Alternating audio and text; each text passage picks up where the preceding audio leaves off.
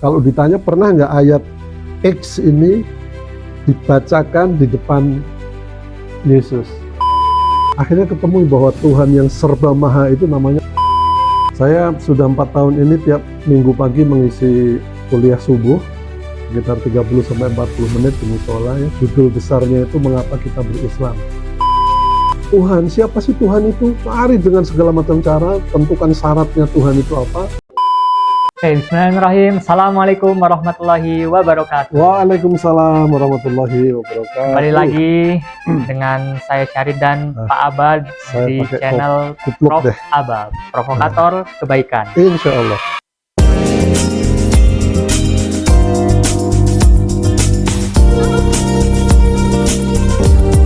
Gila, saya udah lama banget nggak kesini ya Prof ya. Lewat-lewat aja Iya. depan rumah ya. Tapi nggak pernah masuk, Iya. kita nggak pernah. Saya mau WA kapan rekaman, takut Mas Artonya lagi jungkir balik ngerjain proyek. Iya. Oke, Ya. pemirsa Prof Abad dimanapun kalian berada, kali ini kita masuk ke sesi ngopi. Ya benar Pak. Ya, Ngobrol ngopi. perkara iman. Gimana Prof? Bisa langsung? Siap. Ya. Langsung saya nih. Langsung Oke, boleh. terima kasih. Assalamualaikum warahmatullahi wabarakatuh, teman-teman di seluruh Indonesia, dimanapun Anda berada, bahkan kalau di luar negeri juga kita sapa juga. Kita ngobrol perkara iman sore ini. Saya ingin mengajak siapapun, agamanya apapun, perkuatlah keimanan kita masing-masing dengan bukti-bukti yang sesuai dengan akal sehat. Ya.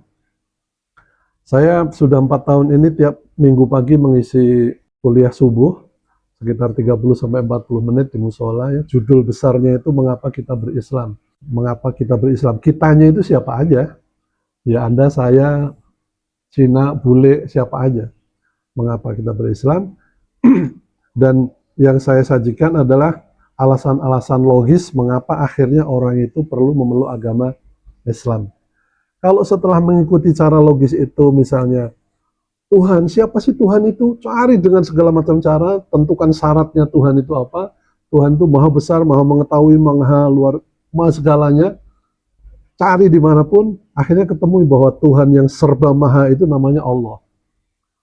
Lalu perlu kitab suci. Kitab suci itu syaratnya isinya benar, tidak bisa dirubah-rubah orang, autentik. Yang ada di kitab itu adalah yang diajarkan oleh penerimanya. Kalau ada sesuatu yang di dalam sini nggak ngerti, pernah ditanyakan kepada yang menerimanya. Dalam hal ini kalau Quran ya nanya ke Nabi Muhammad, didokumentasikan dan sebagainya. Kalau Anda mau nyari kitab yang seperti itu, apa-apa yang ditulis di dalam Alkitab itu bacaannya seperti apa, lalu kalau ada yang ragu ditanya kepada yang terima wahyunya, itu cuma Quran. Bible, terutama Perjanjian Baru, ditulis itu 60-an tahun setelah Yesus tidak ada. Jadi sebagus apapun yang ada di dalam Perjanjian Baru itu, kalau ditanya pernah nggak ayat X ini dibacakan di depan Yesus? Atau ada sahabat yang nanya, Pak Guru, ini saya nggak jelas apa sih maksudnya ayat ini? Nggak pernah.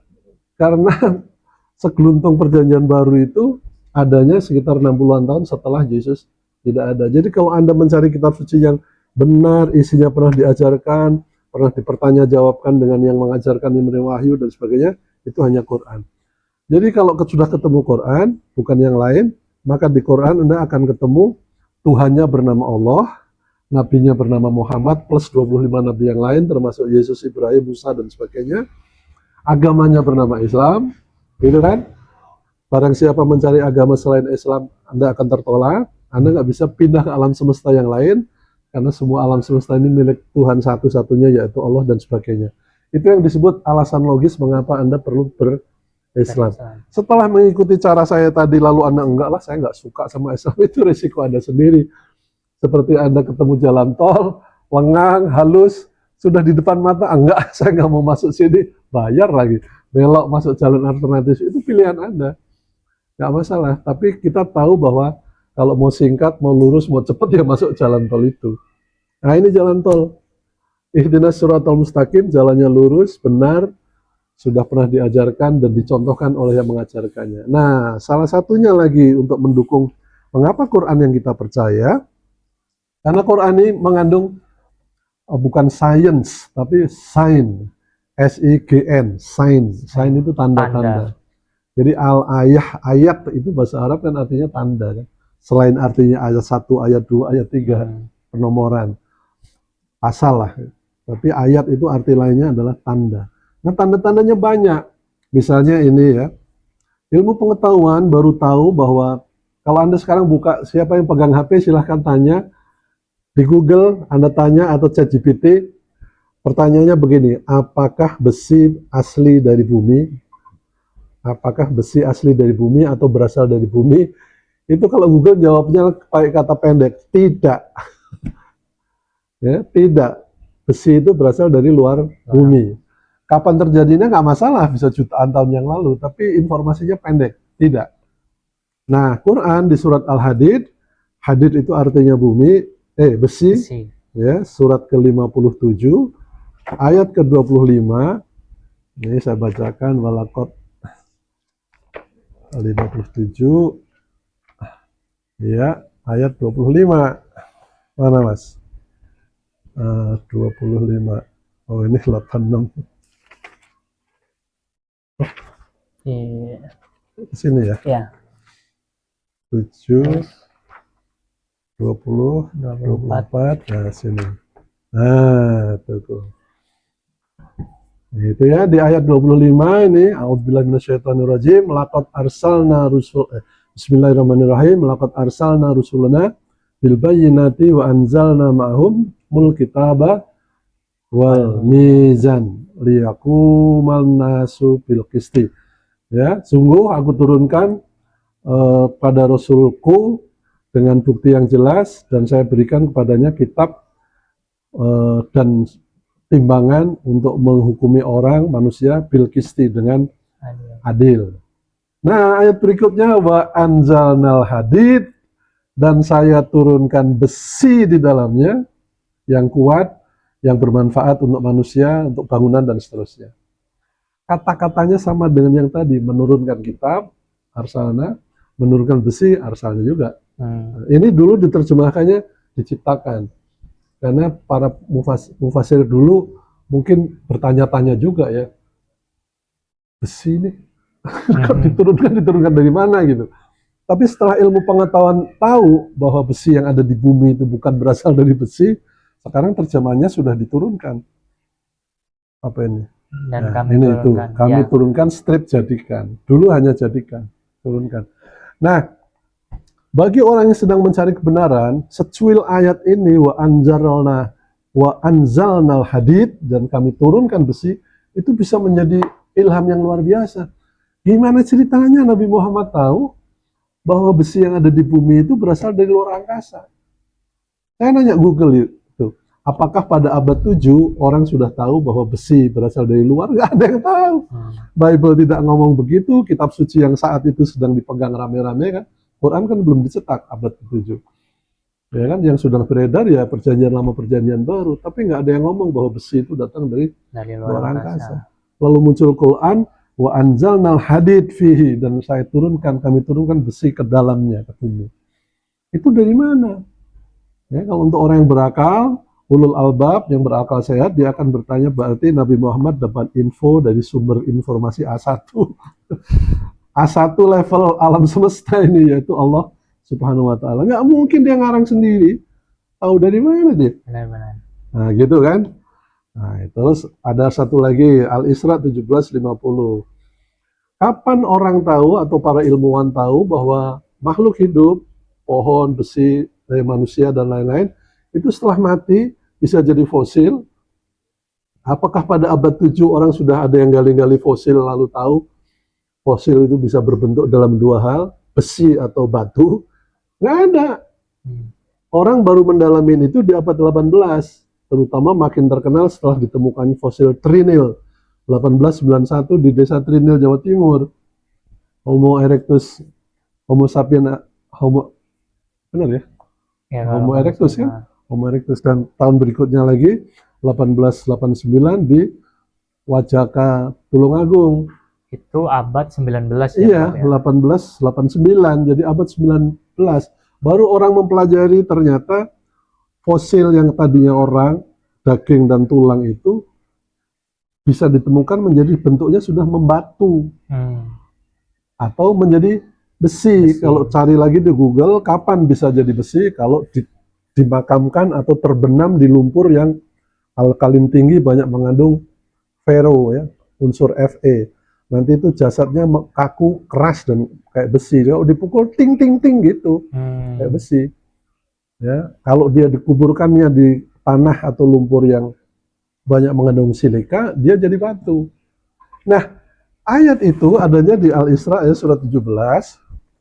Memang ceritanya bukan tentang fosil orang itu akan jadi akan bisa membatu atau membesi, tapi berasal dari perdebatan orang kafir yang menantang Nabi Muhammad. Masa iya setelah kita hancur lebur dikubur di tanah, kita bakal dibangkitkan lagi nanti di hari kiamat? Itu kan terus begitu kan? Manalah kalau orang ateis sekarang bilang from dust to dust katanya. Kita ini berasal dari debu, balik ke debu lagi gitu. Siapa yang akan bangkitin kita? Di surat Yasin juga dibahas itu dan sebagainya. Siapa yang akan membangunkan tulang belulang sudah hancur lebur itu jadi manusia lagi gitu ya, di ayat 60-an ke atas itu. Nah, pertanyaan seperti itu muncul terus. Nah, di Al-Isra 50 dijawabnya, tetap kamu akan dibangkitkan meskipun kamu sudah menjadi besi atau batu. Itu ayat 50. Kok ya pilihannya itu besi dan batu gitu loh. Saya juga terheran-heran waktu bacanya. Benar ya? Ya. 50 kan ini? Ya, benar. Kunu hijaroh au hadid. Katakan bahwa kamu tetap akan dibangkitkan nanti di hari kiamat itu meskipun kamu sudah jadi hijaroh, batu, au hadid, atau besi. Batu atau besi. Nah, ini ide dari mana Nabi Muhammad itu? Kok bisa membantah apa sangkalan orang kafir tadi bahwa nggak mungkin kita sudah lebur, hancur lebur, terus nanti bakal dibangkitkan lagi gitu kan? Ini kan ayat-ayatnya dialognya seperti itu. Lalu katakanlah wahai Muhammad, kamu tetap akan dibangkitkan meskipun sudah jadi batu atau besi. Atau menjadi makhluk besar yang lainnya dan seterusnya. Nah, bagi orang yang berakal sedang mencari kitab suci yang bisa dipegang, yang sesuai dengan ilmu pengetahuan, yang masuk akal, tidak berisi doktrin yang katanya 3 itu jadi 1, 1 jadi 3. Ada, itu nggak ada di dalam kitabnya, itu kan doktrin para pengajar rohaniawannya mereka aja. Buka-buka di kitabnya nggak ada Trinitas. Nah, yang nggak ada aja dipercaya, apalagi yang kacau kan. Nah gitu, ini bener-bener, ini minggu lalu kita bahas di musola kan. Kunu hijaroh au hadid. Yang paham bahasa Arab berarti, tetap akan dibangkitkan meskipun kamu sudah jadi batu atau besi. Pilihannya itu batu atau besi. Bukan apa harusnya kayak tanah atau apa iya, gitu kan. Misalnya tembikar atau meskipun kamu sudah jadi tembikar atau yang besinya apalah diganti intan gitu atau apa gitu.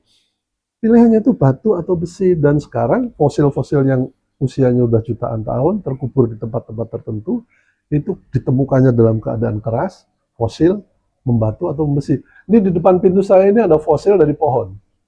Cuma 60 cm. Beratnya lebih dari sekintal. 4 orang itu ngangkatnya. Yang pas digosok itu sudah kayak batu akik, tapi sebelah sininya itu masih kelihatan gurat-guratan serat kayunya. Ya, depan pintu dibukaan. Fosil. Jadi itu apa itu? Membatu kan? Membatu. Tapi ada fosil yang lain lagi membesi. Ya, jadi Anda cari kitab suci, silahkan cari kitab suci yang kalau Anda punya keyakinan itu based on science. Sekarang di agama Kristen kan ada sekte Scientology. Pelopornya Tom Cruise ya. Nabinya lah. Scientolog. Bukan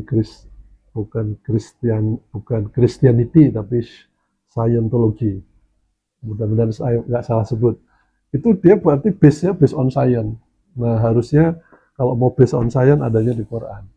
Nah, yang ketiga tentang masih orang dibangkitkan juga, bahwa banyak orang tidak percaya tubuh kita yang sudah hancur, sudah Kalau kita meninggal sekarang, kiamatnya misalnya 10.000 tahun lagi, udah remuk redam itu. Kalau diketat di kuburan biasa udah hancur sudah nggak ada bedanya dengan tanah yang dicangkul, tulangnya semuanya hancur. Tapi Quran mengatakan bahwa sehancur-hancurnya kamu tetap akan dibangkitkan utuh sampai ke jari jemarinya. Ya, itu ada di surat Al-Qiyamah ayat 3 sampai 4. Kita lihat ayat 75. Benar ya? Ayat 75. Surat 75 ini. Iya. 75. Nih. Ayat 3 sampai 4. Nih. Bal qadirin ala an nusuwiya bananah. Ya. Kami berkuasa, bahkan kami berkuasa untuk menyempurnakan lagi sampai jari jemarinya. Nah, jari jemari itu ada apa di situ? Ternyata ada sidik jari. Jadi kalau ada dua orang saudara, kakak beradik meninggal, dikuburkan di tempat berdampingan, lalu nanti dibangkitkan lagi, bukan hanya mirip wajahnya, tapi jari jemarinya milik si A dan si B yang kembar itu, sidik jarinya kembar nggak? Nggak, beda. Tidak. Jadi Tuhan akan membangkitkan orang lengkap sampai ke ujung-ujung jarinya. Ini bagi orang yang kerja di Interpol misalnya, baca ayat ini, Quran sudah ngomongin sidik jari dari 1400 tahun yang lalu. Padahal orang mulai mempelajari sidik jari itu awalnya 1686, Profesor Marcel Melpighi itu mengklasifikasikan sidik jari, dan seterusnya sampai 1984 sidik jari yang paling paten adalah DNA. Bukan ini. Tapi diambil selnya, cek DNA-nya. DNA orang kembar, andaikan sidik jarinya kembar, DNA-nya tidak. Andaikan ya, ada orang sidik jarinya kembar. Nah, kalau pengen tahu bedanya atau tidak, DNA. Di Amerika baru-baru ini ada seorang pemuda, umur 18 tahun ditangkap, dikenain hukuman seumur hidup kalau nggak salah. Sudah menjalani hukuman 30 tahun, 18 tambah 30, 48 ya, hampir 50 tahun. Data tentang pembunuhan yang dituduhkan ke dia, ada bukti baru muncul dalam bentuk DNA. Dan terbukti bahwa yang misalnya yang terbunuh itu misalnya gitu ya, kecubit gini, lalu bagian dari yang pembunuhnya nempel di jenazahnya, tersisa kan, lalu dicek itu, tes DNA, ternyata DNA bukan si anak muda itu. Ya, maka dia dibebaskan. Tapi umurnya sudah 50. 18 masuk, sudah jalan 32. 18 tambah 30, umur 50. Dia nuntut ke pengadilan, kompensasi dapat $1 juta. Ya, itu hebatnya sidik jari ya, sidik jari. Jadi Quran di surat Al-Qiyamah ayat 3 sampai 4 bercerita tentang bahwa nanti akan dibangkitkan lagi, bukan hanya blegernya sama, tapi lengkap sampai ke jari jemarinya. Jadi kalau udah 5 orang kembar mati bareng dikuburkan jajar, nanti dibangkitkan, bukan hanya wajahnya yang sama, tapi jari jemarinya akan dibangkitkan lagi, yang sidik jarinya semuanya beda. Nah, begitulah kehebatan Al-Quran yang akan menggiring banyak orang, makin kesini makin banyak jadi mu'alaf. Bagi Anda yang masih mencari-cari, hidup cuma sekali, mau dipakai apa, saya anjurkan bacalah Al-Quran. Buang jauh-jauh prejudice yang selama ini digembar-gemborkan mass media.